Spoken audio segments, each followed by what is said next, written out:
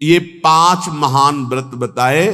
अहिंसा, सत्यमास्तेय, ब्रह्मचर्य, मकलकता, अर्थात मन वचन कर्म से किसी को कष्ट ना देना, सत्य बोलना, सत्य आचरण करना, कभी किसी की चोरी ना करना, ब्रह्मचर्य से रहना, निष्कपट भाव रखना। ये है 5 व्रत मानसिक।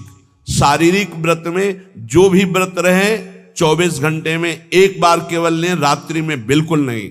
अगर और कोई व्रत नहीं रहते तो एक बार अन्न लेने वाला भी 24 घंटे में वो व्रताधारी ही कहा जाता है।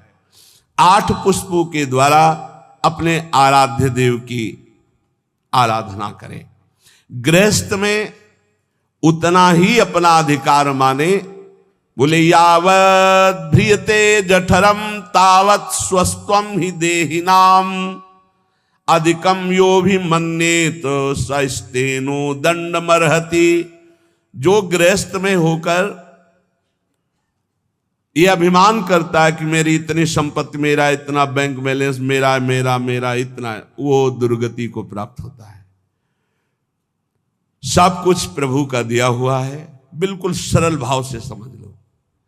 नाथ सकल संपदा तुम्हारी, मैं सेवक समेत सुत नारी। और जितना प्रसाद उदर में गया और जितने में शयन किया उतना ही। ये सब प्रभु की वस्तु है। जब जहां जैसे प्रभु चाहे वैसा प्रयोग करे। मैं तो सेवक हूं। यदि ऐसा नहीं मानता और अपने को मालिक समझता है तो बोले वो दंड का अधिकारी हो जाएगा, माया फंसाकर उसकी दुर्गति कर देगी। क्रमिविद भस्म निष्ठांतम क्वेदम तुच्छम कलेवरम क्वा तदीरतिर्भार्याम क्वायमात्मा नभश्छदिहि सिद्धैर्यज्ञावशिष्टायै कल्पयेद वृत्तिमात्मनः शेषेस्त्वं त्यजन प्राज्ञः पदवीं महताम्यात्। जो ये समझता है कि शरीर अंत में इसकी 3 ही गति होती है, या जला दिया गया तो राख बन गया, गाड़ दिया गया तो कीड़ा दिखा करके, और अगर जल में फेंक दिया गया तो जल जंतु खाकर, इसकी यही गति होती है। या जमीन में दबा दिया गया, आग में जला दिया गया, बाहर फेंक दिया गया। इस शरीर को तुच्छ समझे। क्रमि विड भस्म निष्ठांतम क्वेदम तुच्छ कलेवर। ये बहुत तुच्छ कलेवर है।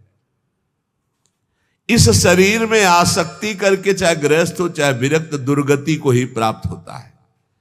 फिर इस शरीर के संबंधी स्त्री पुत्र परिवार आदि, ये तो अपनी अंतरात्मा को भ्रम में डालने वाला बहुत बड़ा जाल है। एक वैसे ही जड़ चेतन की ग्रंथि, ऊपर से और ये ममता की ग्रंथि। गृहस्थ को चाहिए कि प्रारब्धवशात जो भी आपको प्राप्त हुआ है धन संपत्ति आदि, वो प्रभु का है ऐसा माने। तो दियम वस्तु गोविंदम तुभ्यमेव समर्पये, और प्रसाद से अपना जीवन निर्वाह करे। उसे यज्ञ अवशिष्ट कहते हैं, भगवान को अर्पित करके। जो बुद्धिमान पुरुष शरीर पर अभिमान नहीं करता, वस्तुओं की प्रभु की मानता है और नाम जप करता है, तो इस शरीर को त्याग कर वो संतों के पद को प्राप्त होता है। कह रहे शेषेस्त्वं त्यजन प्राज्ञः पदवी महताम्यात्। जो संतों की गति होती है वही उस गृहस्थ की गति होती है।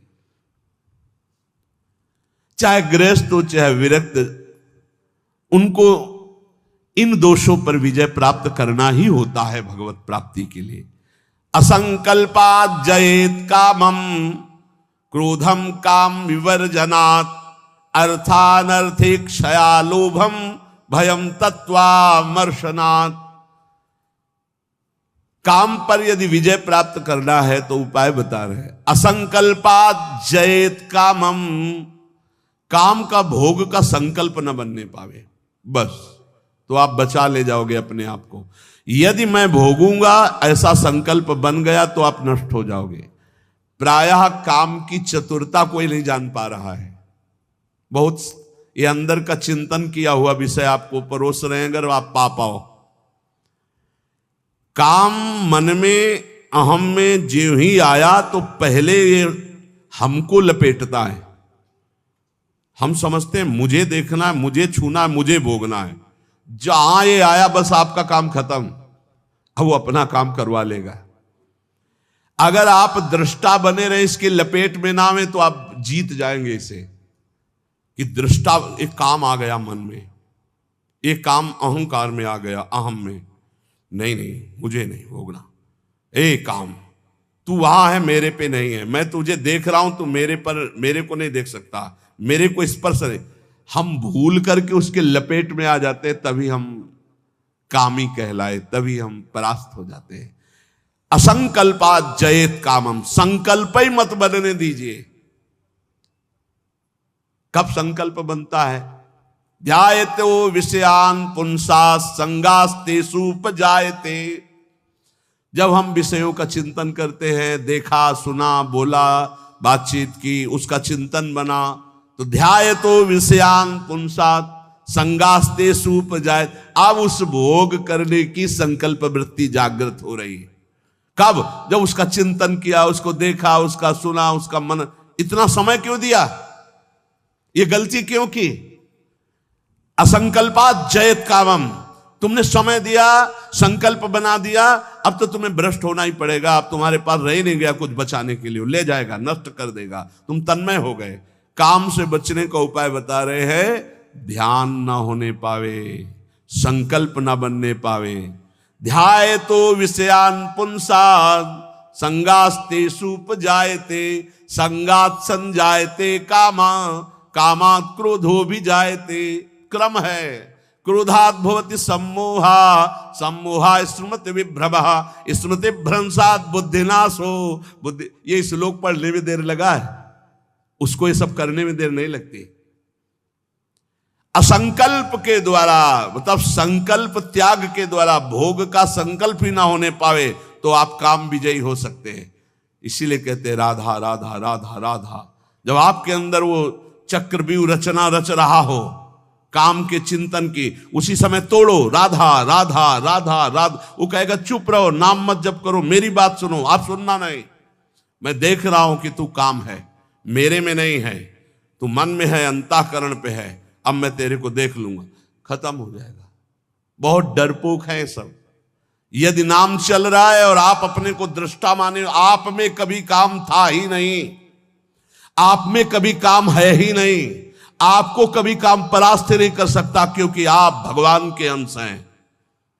ये मायावी आप पर प्रहार नहीं, आप अपने स्थान से चूक गए और आपने जे ही ये स्वीकार किया शरीर भाव से कि मैं पुरुष, मैं भोक्ता, अब मारेंगे आपको। यही गलती हमें फंसा रही है। क्रोधो काम विवर्जनात्, क्रोध कब आता है? जब हमारी इच्छा के विरुद्ध कोई कार्य करता है, तब क्रोध आता है। हम चाहते हैं कि आप शांत बैठिए, आप अशांत होकर के बोलने लगेंगे, हमें गुस्सा आ जाएगा। हम चाहते हैं धर्म से चलिए, आप अधर्म से चलेंगे, क्रोध आ जाएगा। हम जो चाहते हैं उसके विपरीत जब होता है तब क्रोध होता है। तो ये जो हम चाहते हैं, भले हम धर्म चाहते हैं, शांति चाहते हैं, मंगल चाहते हैं, तो ऐसी चाहत संभाल के कि बाहर अशांति, अंदर अशांति प्रवेश न कर पावे। अगर बाहर कोई अशांत हो रहा है तो जोई जोई प्यारो करे, सोई मोई भावे। शांत, आप तो शांत रहिए, अशांति आपके अंदर न जाने पाए, क्योंकि आप शांति प्रिय हैं। हम क्या करते हैं, बाहर शांति स्थापन के लिए अंदर शांति खो देते हैं। बाहर हमारी इच्छा के विपरीत हुआ कि अंदर हम अशांत हो जाते हैं, गड़बड़ी। बाहर अशांति होने दो, अंदर शांति बनी रहनी चाहिए। हमारे इच्छा के विरुद्ध जब कोई कार्य करता है तो क्रोध आता है। कामना के विरुद्ध जब कोई कार्य होता है तब क्रोध आता है। क्रोध सबसे पहला काम करता है, वो मूढ़ता पैदा कर देता है। क्या कहना चाहिए, क्या करना चाहिए, सब खत्म हो जाता है। मूढ़ता काम करती स्मृति का नाश करने का। मूढ़ता ही फौरन स्मृति का नाश किया। आप कौन है, आपका क्या कर्तव्य, आप क्या कर रहे हैं, भूल गए। और स्मृति नष्ट होते ही बुद्धि भ्रष्ट हो जाती है। और ये सब कहने में देर लगा या सेकंड में हो जाता है। इसीलिए क्रोध को जीतने के लिए इच्छा का त्याग करो। संतुष्टायन के नवा, कैसी भी परिस्थिति हो क्रोध नहीं आना चाहिए। फिर कह रहे हैं लोभम अर्थानर्थे क्षया, ये रुपया ये अनर्थ ही करता है, अनर्थ ही करता है। यदि भगवान का भजन नहीं हो रहा तो ये रुपया अनर्थ पैदा कर देता है। यदि शब्द इसलिए लगाया कि अगर भगवान का भजन हो रहा है तो सो धन धन्य कहा गया, प्रथम गति जात की। संत सेवा में, भगवत आराधना में, प्रभु के उत्सवों में, अन्य जीवों की सेवा में वो धन जाता है। बोले अब देखो ये सत्संग बना हुआ है, सत्संग हॉल, कितने लोग सुखपूर्वक भगवत चर्चा, अब इसमें किसी न किसी का तो अर्थ लगा है, तो धन्य है।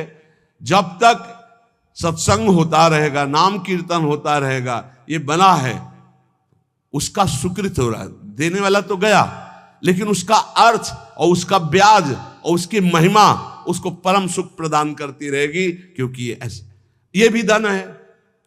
और भी जगह ऐसे लगे हुए हैं। बोले ये धन अगर भगवत चिंतन नहीं, भगवत आश्रय नहीं, तो अनर्था, ये अनर्थ पैदा कर देता है। एक मार्ग में जा रहे थे तो स्वर्ण और जवाहरात आदि की असरफियों से भरी हुई एक थैली पड़ी थी, किसी की गिर गई होगी। तो संत जा रहे थे, उनके शिष्य उठा ले, बोले चुप, छूना मत, मृत्यु है, मार देगी, डाइन है, खा जाएगी ये संपत्ति। गुरु जी आप उल्टा सीधा बोलने लगते हो, कितनी बढ़िया ये रतन जवाहरात हीरा की थैली, आप कह रहे हो डाइन है, खा जाएगी, छूना मत, मार देगी। अरे बड़े मजे हो जाएंगे, खूब साधु सेवा करेंगे, कीर्तन करेंगे, भंडारा, तुम्हें विश्वास नहीं हो रहा, ये खा जाती है। अच्छा रुको, चलो वहां झुरमुट में बैठते हैं और देखो ये डाइन कैसे खाती, किस किस को खाती।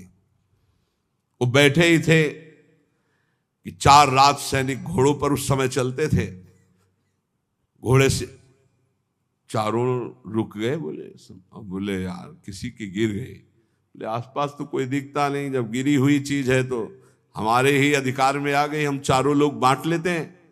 बोले हाँ बांट लेते हैं, चलो एक पेड़ के नीचे बैठते हैं। बैठे, अब भूख बहुत लगी है, अब इतनी संपत्ति मिली तो बढ़िया ठंडा जल लाओ और भोजन लाओ, चारों लोग पाया जाए, फिर इसे 4 हिस्सों में बांट के, फिर हमारी तो ड्यूटी चल रही। 2 गए लेने बाजार से भोजन सामग्री, उसी अर्थ से।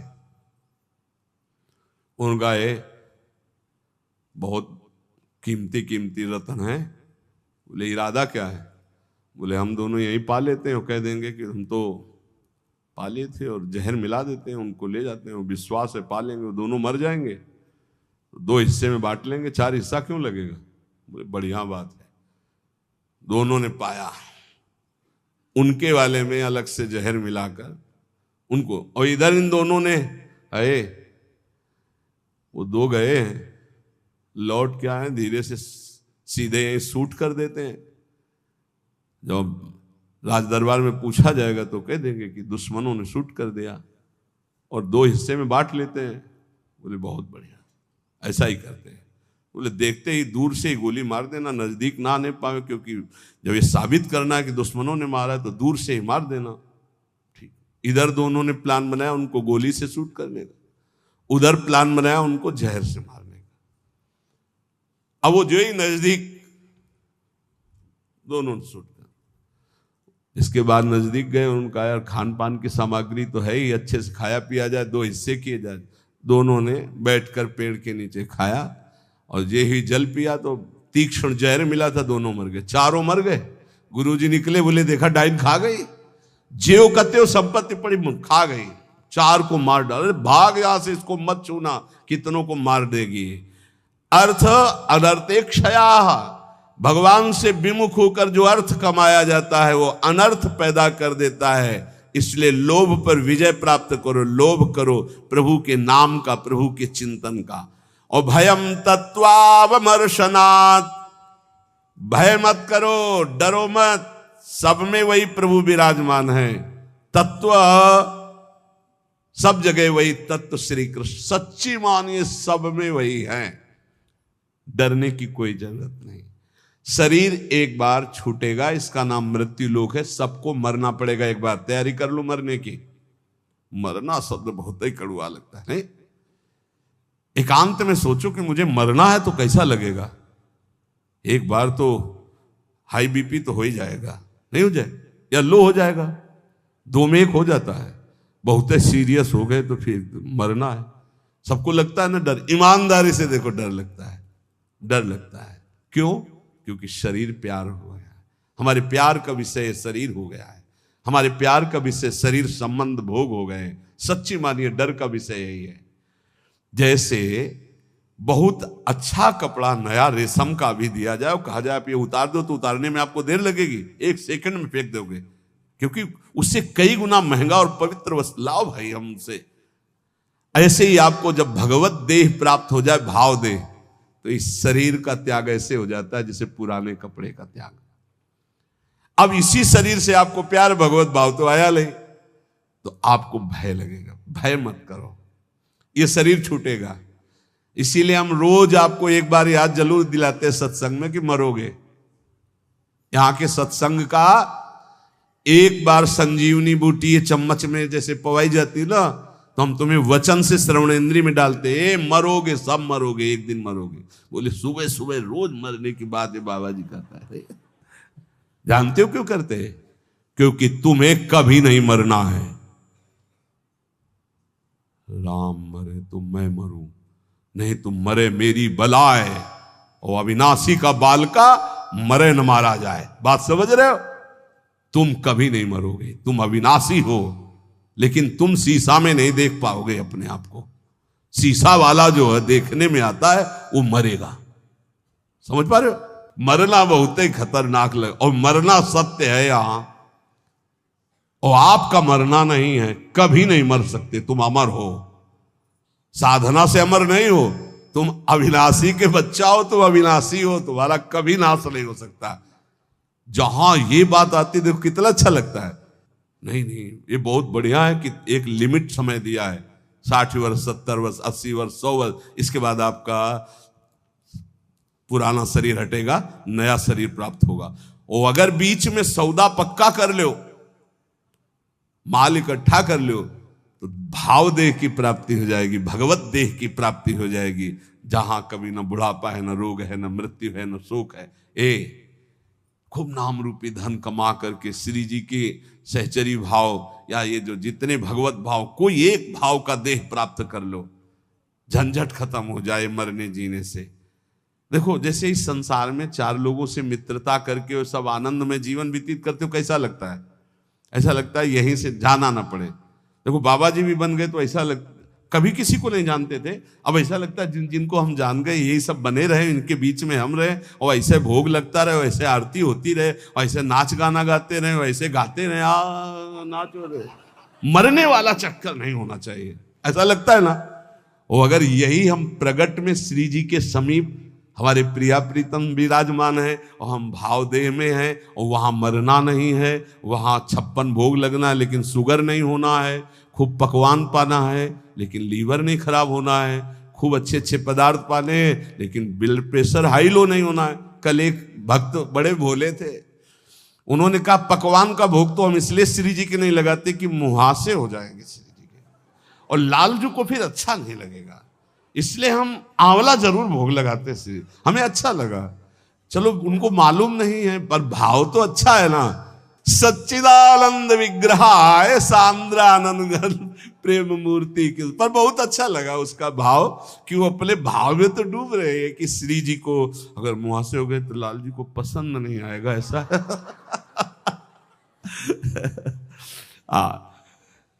ये सब पार्थिव शरीर में होते, चिदानंद में नहीं होते। आज तक निकुंज में कहीं शौचालय का वर्णन नहीं आया, ले आया। क्यों? पदार्थ चिदानंद और देह चिदानंद, और पाना ऐसे ही जैसे आप प्रगट में पा रहे हो ऐसे ही पाना है। ओ सब बाहरी विकारात्मक शरीर नहीं। एक बार हिम्मत करो, यहां का राग जो है जैसे आपको लग रहा है ना, इसी के कारण आपको मरने से डर लग रहा है, ऐसे ही महान इससे अनंत गुना प्रेम प्रियालाल से हो जाएगा, धाम से हो जाएगा। कैसी कैसी कुंज निकुंजे, और सखियां बहुत प्यार करने वाली है, ललिताजू, विशाखाजू, चंपकलताजू, चित्राजू, तुंग विद्या, इंद्रलेखा, ये सब अनंत माताओं जैसा प्यार लिए आपका स्वागत करेंगी, आपको दुलार करेंगी। इनके बीच में रहना, प्रिया प्रीतम के साथ रहना, बड़ा आनंदमय जीवन। ये भक्ति रस का चरम अवस्था का महामाधुर्य रस, बिल्कुल सच्ची कहते हैं। देखो अपने लोग तो कितने में आनंदित हो जाते हैं सांसारिक नाटक में। अपने तो चार लोग जो हमसे प्यार नहीं करते, उनसे हम प्यार करके जीना चाहते हैं, उनके बीच में रहना चाहते हैं। भले लड़का रोज पिटाई करे, लेकिन है तो मेरा लड़का। भले संसार के हमारे रिश्ते कड़ुए हो गए हो, लेकिन है तो हमारे रिश्तेदार, हम उनके बीच में रहना चाहते हैं। सोचो ऐसे कपट भरे संसार से हम प्यार कर सकते हैं, तो निर्मल प्रिया प्रीतम और उनकी सहचरी गण, जहां प्यार ही प्यार विशुद्ध है, वहां हमें कितना सुख मिलेगा।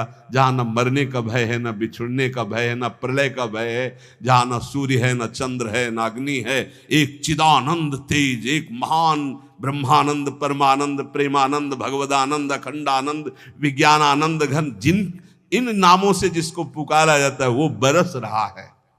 परसत पुलिन सुलिन गिला, करसत चित सुर घोर, हर्षत हित नित नवल रस बरसत जुगल किशोर। वही चलना है। अब श्री जी के पास चलना, तो एक तैयारी कर लो, मरना है। अब ये समस्या है, श्री जी ऐसा कुछ करें कि एक जो है हवाई जहाज भेजे और उसी में सब बैठ जाएं आराम से, जा रहे निकुंज, ऐसा तो चलेगा, लेकिन मर के चलना है। और इस देश में मर के ही चलना होता है। मरो रे जोगी मरो, मरनो है मीठो, ऐसे मर के देखो जैसे गोरख मर दीठो। जीवित मर जाए उलट आप में समाए, नारायण अति कठिन हरि मिलन की बाटिया में पग पीछे धरे प्रथम शीश देकार। एक बार निश्चय कर लो, तैयारी करो श्री जी के पास जाने की। कोई तैयारी नहीं कर रहा है, सब तैयारी रहने की कर रहे हैं। कोई लाखों में एक चलने वालों में तैयारी कर रहा है कि मुझे श्री जी के पास जाना है। जाने वाला जो कुछ रखना होता है रख देता है, जो कुछ समर्पित करना होता है समर्पित कर देता है। बिल्कुल तैयारी फिट, हर समय तैयार रहो।